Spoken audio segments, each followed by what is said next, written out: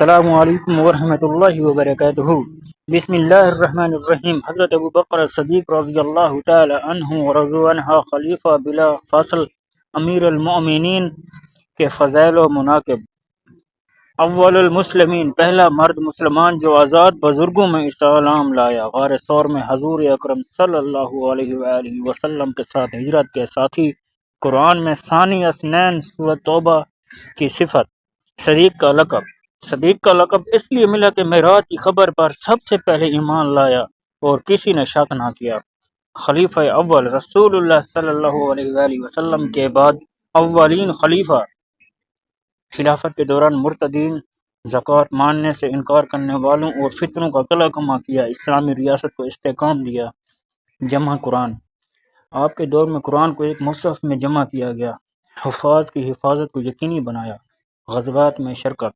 غزوہ بدر، احد، خندق، تبوک سمیت تمام غزوات میں شریک سوائے تبوک کے جہاں مدینہ کی حفاظت کے لیے رکے۔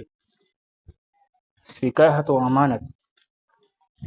امیر الحج بنائے گئے۔ حج کی قیادت کی، قاضی کی حیثیت سے عدل و انصاف کا معیار قائم کیا۔ اخلاق و عاجزی۔ عمر رضی اللہ تعالی عنہ سے فرمایا، اگر میں اللہ کے علاوہ کسی کو خلیل بناتا تو ابو بکر کو بناتا۔ رواہ صحیح بخاری۔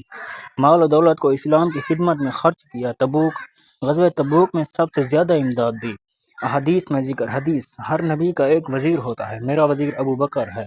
ترمذی۔ حدیث، اگر ابو بکر کا ایمان امت کے ایمان سے تولا جائے تو ابو بکر کا ایمان بھاری ہوگا۔ رواہ حاکم۔ وفات، 22 جمادی الثانی 13 ہجری 634 کو مدینہ منورہ میں وفات پائی، جنت البقیع میں دفن۔ مختصر نکتہ۔ حضرت ابو بکر صدیق رضی اللہ تعالی عنہ اسلام کے پہلے خلیفہ، سچائی و وفاداری کا پیکر، امت کے لیے رحمت اور دین کی حفاظت کا عظیم نمونہ ہیں۔ اللہ تعالیٰ سے دعا ہے اللہ تعالیٰ ہمیں صحابہ و اہل بیت کے نقش قدم پہ چلنے کی توفیق عطا فرمائے، آمین۔